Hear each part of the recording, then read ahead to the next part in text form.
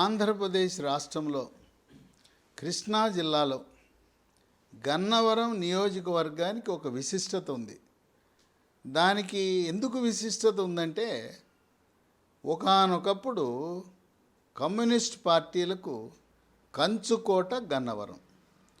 అక్కడి నుంచి పుచ్చలపల్లి సుందరయ్య శాసనసభ్యుడిగా ప్రాతినిధ్యం వహించాడు. అటువంటి గన్నవరం నియోజకవర్గం ఇప్పుడు మళ్ళీ వార్తల్లోకి వచ్చింది. గన్నవరం నియోజకవర్గంలో అక్కడుండే తెలుగుదేశం పార్టీ నాయకులు, శ్రేణులు, రైతులు, మహిళలు, యువకులు అన్న ఎన్టీ రామారావు అంటే ప్రేమతో, తెలుగుదేశం పార్టీ అంటే ప్రేమతో, సరే వాళ్ళు ఎవరు నిలబడ్డారని చూడరు. అంతకుముందు దాసరి బాలవర్ధన్ రావుని ఆదరించారు. తదుపరి ఎవరుంటే మాకెందుకు, మాకు సైకిల్, అన్నగారి పార్టీ మేము 83 నుంచి ఉన్నాం, మేము సైకిల్ కొట్టేస్తామంటారు. కానీ అభ్యర్థిని గురించి పెద్ద పట్టించుకోరు.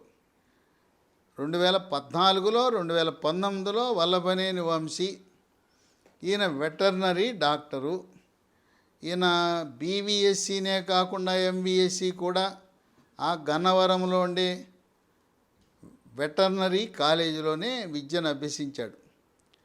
కనుక అక్కడ గన్నవరం ప్రజలు ఎన్టీ రామారావు పెట్టిన పార్టీ, పైగా అక్కడ యాదవ సామాజిక వర్గం, బీసీలు అధికంగా ఉంటారు.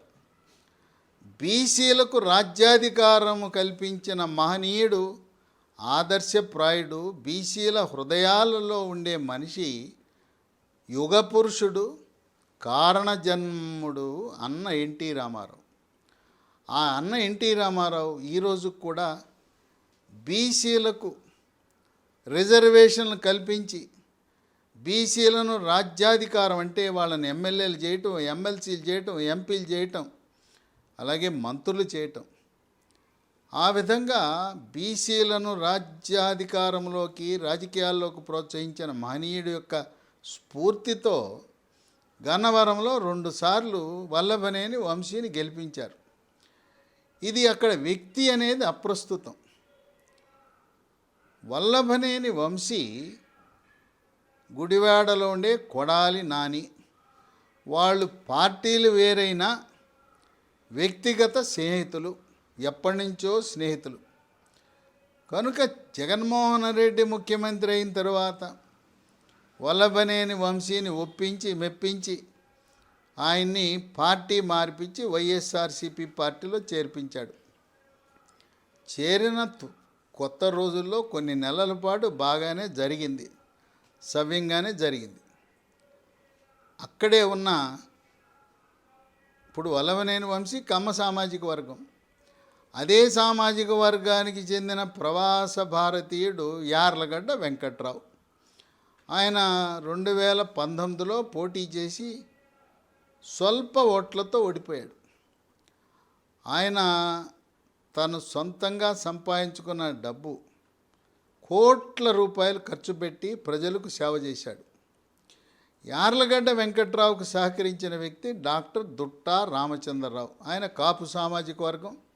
దుట్టా రామచంద్రరావు డాక్టర్ వైఎస్ రాజశేఖర రెడ్డికి అత్యంత సన్నిహితుడు. ఎప్పుడైనా రాజశేఖర రెడ్డి ముఖ్యమంత్రిగా ఉన్నప్పుడు, అధికారంలో లేనప్పుడు, శాసనసభ్యుడిగా ఉన్నప్పుడు, ప్రతిపక్ష నాయకుడిగా ఉన్నప్పుడు విజయవాడ నుంచి బయలుదేరి విజయవాడ కలకత్తా హైవే మీదుగా హనుమాన్ జంక్షన్ వచ్చేసరికి తప్పనిసరిగా దుట్టా రామచంద్రరావు ఇంటికి వచ్చి అక్కడ సమయాన్ని బట్టి టిఫిన్ చేయటమా, అల్పాహారం చేయటమా, ఆయనతో మాట్లాడి కాసేపు అప్పుడు బయలుదేరేవాడు. అటువంటి అత్యంత సన్నిహితుడు. అందువల్ల వైఎస్ రాజశేఖర రెడ్డి తరువాత జగన్మోహన్ రెడ్డికి తో కలిసి దుట్టా రామచంద్రరావు వైఎస్ఆర్సీపీ పార్టీలో ప్రవేశించాడు. అటువంటి దుట్టా రామచంద్రరావును కూడా ధిక్కరించి, అవమానపరిచి, ఆయన తరపున ఉండే నాయకులను, శ్రేణులను, కార్యకర్తలను కూడా లెక్క చేయకుండా వల్లభనేని వంశీ ఏకఛత్రాధిపత్యం చేయాలని ప్రయత్నించాడు. అయితే దుట్టా రామచంద్రరావు, యార్లగడ్డ వెంకట్రావు ఇద్దరూ కూడా కలిసికట్టుగా వంశీ కాళ్లకు బంధం వేసి తమ ఆధిపత్యాన్ని ప్రదర్శించుకుంటూ నియోజకవర్గ ప్రజలకు సేవ చేస్తూ ఇక వ్యూహాత్మకంగా దుట్టా రామచంద్రరావు యొక్క సలహా మేరకు యార్లగడ్డ వెంకట్రావు తెలుగుదేశం పార్టీలో ప్రవేశించి ఎన్నికల్లో శాసనసభ్యుడిగా సైకిల్ గుర్తుపై పోటీ చేయబోతా ఉన్నాడు. వల్లభనేని వంశీ సైకిల్ గుర్తు లేకపోతే ఆయన గెలవడం కష్టమే అని చెప్పి ఆ నియోజకవర్గంలో ఉండే నిరక్షరాస్యులు, వేలుముద్రల వాళ్ళు కూడా మాట్లాడుకుంటాం అనేది విశేషం. ఇప్పుడు ఇంకో విషయం ఏంటంటే గత 45 రోజులుగా వల్లభనేని వంశీ నియోజకవర్గంలో లేడు, హైదరాబాదులో నివసిస్తున్నాడు. ఏంటి కారణం? అసలు పోటీ చేస్తాడా? జగన్మోహన్ రెడ్డి సర్వే చేయించాడు ఐపాక్తో. చేస్తే గన్నవరంలో వల్లభనేని వంశీ ఓడిపోతాడు. వాళ్ళు ఏం సలహా ఇచ్చారంటే వల్లభనేని వంశీని తీసుకెళ్ళి పెనమలూరులో పెట్టండి, పెనమలూరులో ఉన్న కొలుసు పార్థసారథిని తెచ్చి గన్నవరంలో పెట్టండి. గన్నవరంలో యాదవ సామాజిక వర్గం ఉన్నారు కనుక వల్లభనేని వంశీపై ఉన్న వ్యతిరేకత ఆయనకి గెలుపుకు దూరం చేస్తుంది, అందువల్ల పెనమలూరులో పెట్టమని సూచించారు.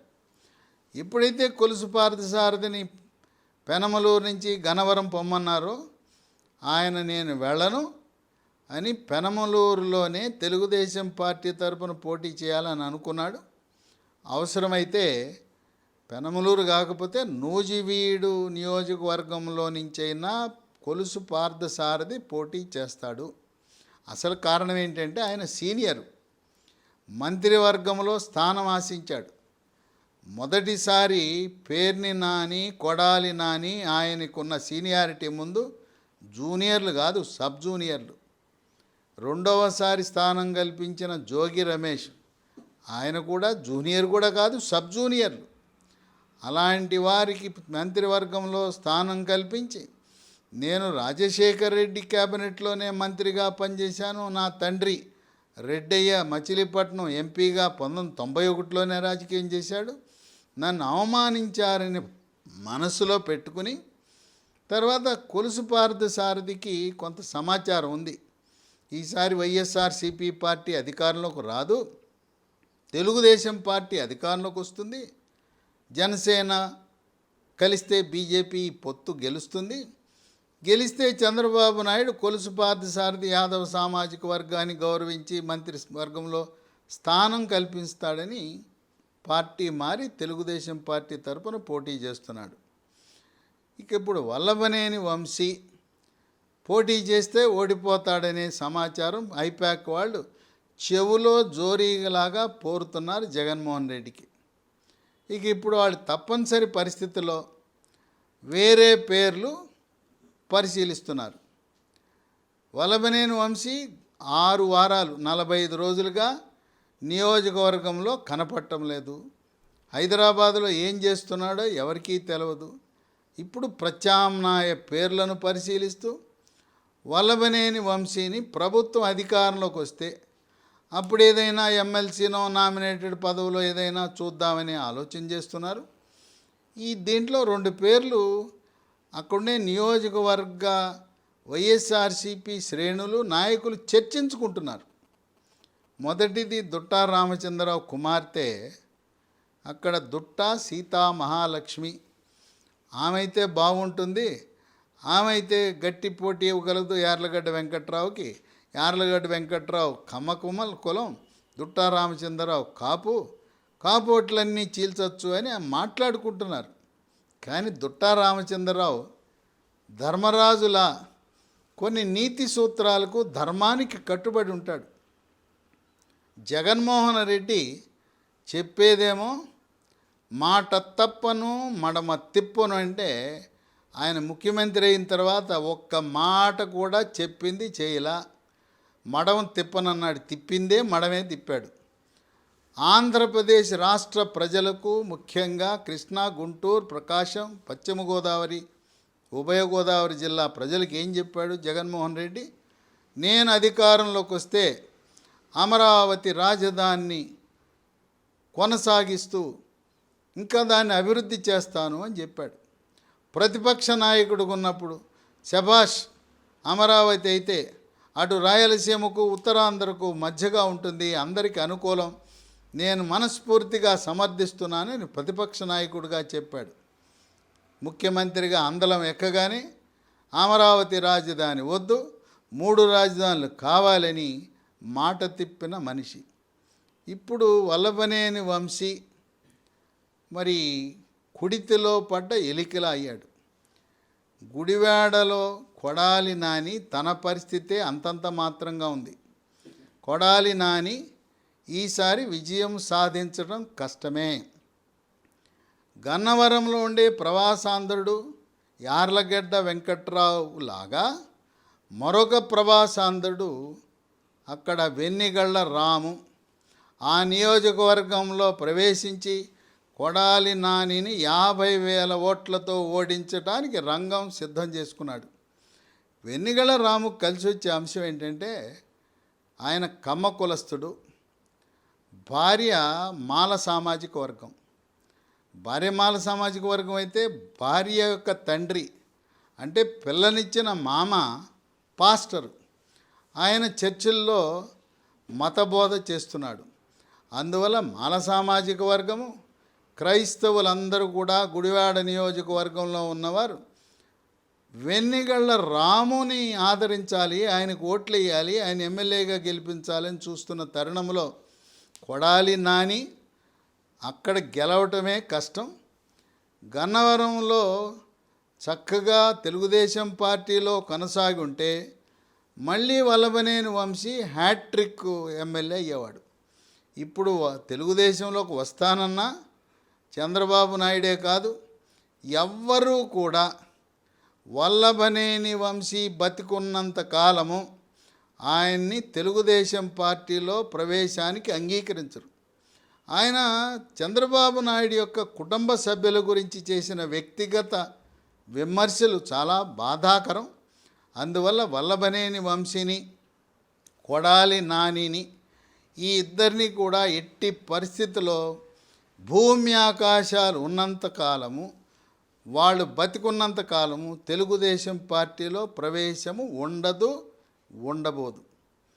కనుక దుట్టా రామచంద్రరావు జగన్మోహన్ రెడ్డిలా మాట మార్చే వ్యక్తి కాదు. ఆయన యార్లగడ్డ వెంకట్రావుని గెలిపించాలనుకున్నాడు. వల్లభనేని వంశీకి కుక్క కాటుకు చెప్పు దెబ్బనే విధంగా ఓడించాలనే దృఢ సంకల్పంతో ఉన్నాడు. పార్టీ వైఎస్ఆర్సీపీ అయినా గన్నవరం నియోజకవర్గంలో వల్లభనేని వంశీకి టిక్కెట్ ఇస్తే అతను ఓడిస్తానని బహిరంగంగా చెప్పాడు దుట్టా రామచంద్రరావు. ఇక ఇంకో పేరు తెర మీదకి తెచ్చారు. కొలుసు పార్థసారథి పెనమనూరులో కాకుండా నూజివీడులో పోటీ చేస్తే అక్కడ నూజివీడు నియోజకవర్గంలో 2 సార్లు తెలుగుదేశం పార్టీ తరపున ఓటమి చెందిన ముద్రబోయిన వెంకటేశ్వరరావు యాదవ సామాజిక వర్గానికి చెందినవాడు ఉన్నాడు. ఆయన సీట్ ఆశిస్తున్నాడు. ఆయనకు నూజివీడులో తెలుగుదేశం పార్టీ టిక్కెట్ ఇవ్వకపోతే ముద్రబోయిన వెంకటేశ్వరరావుని గన్నవరానికి తెచ్చి వైఎస్ఆర్సీపీ పార్టీ టిక్కెట్ కట్టబెట్టాలనే ఆలోచన కూడా ఉంది. ఎందుకంటే ముద్రబోయిన వెంకటేశ్వరరావు మాజీ ఎంపీ, మాజీ కేంద్ర మంత్రి, ఎక్కువ సంవత్సరాలు కాంగ్రెస్ పార్టీతో సన్నిహితంగా ఉన్న కావూరి సాంబశివరావు ఆయన అనుచరుడు. కావూరి సాంబశివరావు ప్రయత్నం చేసినా గన్నవరం కాంగ్రెస్ సీట్ ఇవ్వాల. అప్పుడు కావూరి సాంబశివరావు అతను ప్రోత్సహించి, వెంకటేశ్వరరావు ఏం పర్వాలేదా, నువ్వు ఇండిపెండెంట్గా వేసి అన్నాడు. ఇండిపెండెంట్గా వేసి ఆయన కావూరి సాంబశివరావు యొక్క ఆశీస్సులతో గెలిచాడు. ముద్రబోయిన వెంకటేశ్వరరావు గన్నవరంలో మొదటిసారి ఇండిపెండెంట్గా గెలిచాడు. తదుపరి కాంగ్రెస్ పార్టీ ఆయన యొక్క బలాన్ని గుర్తించి తదుపరి కాంగ్రెస్ సీట్ ఇచ్చారు.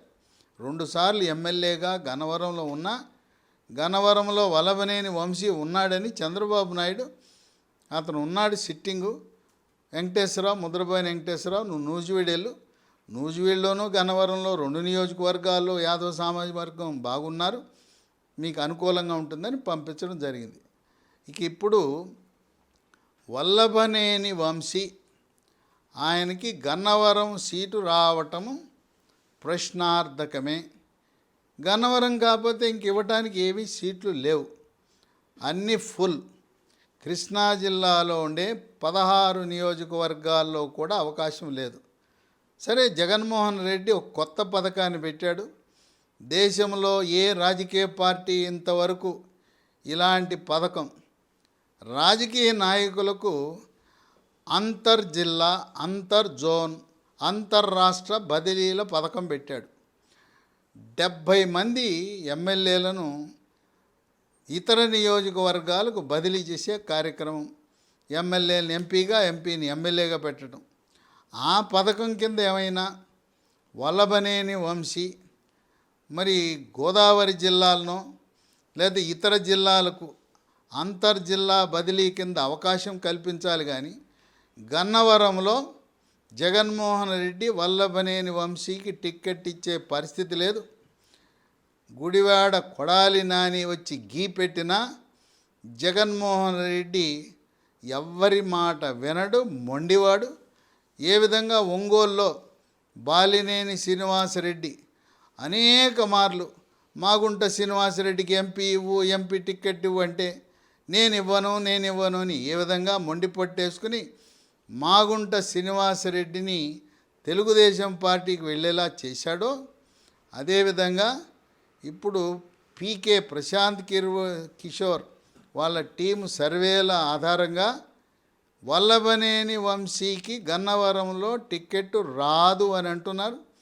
ఒకవేళ ఇచ్చినా యార్లగడ్డ వెంకట్రావు గన్నవరం నియోజకవర్గంలో 50,000 మెజార్టీతో విజయం సాధించడం, పైగా ఈ 50,000 మెజార్టీ మచిలీపట్నంలో జనసేన పార్టీ తరపున పోటీ చేయాలనుకుంటున్న వల్లభనేని బాలశౌరి విజయానికి దోహదపడుతుంది. అందువల్ల గన్నవరం, గుడివాడ 2 చోట్ల కూడా ఇద్దరు ప్రవాసాంధ్రులు. గుడివాడలో అక్కడ వెన్నిగళ్ళ రాము, ఇక్కడ ప్రవాసాంధ్రుడు యార్లగడ్డ వెంకట్రావు. ఈ 2 నియోజకవర్గాల్లో 1,00,000 ఓట్లు మచిలీపట్నం లోక్సభ అభ్యర్థికి అధికంగా వచ్చేలా చేస్తాయని విశ్లేషకులు భావిస్తున్నారు. ఏది ఏమైనా వల్లభనేని వంశీ రాజకీయ చరిత్ర సమాప్తము కాబోతుంది ఇంతటితో అని చెప్పి అక్కడుండే నియోజకవర్గ ప్రజలు, కృష్ణా జిల్లా ప్రజలు అందరూ కూడా చర్చించుకోవటం అనేది విశేషము.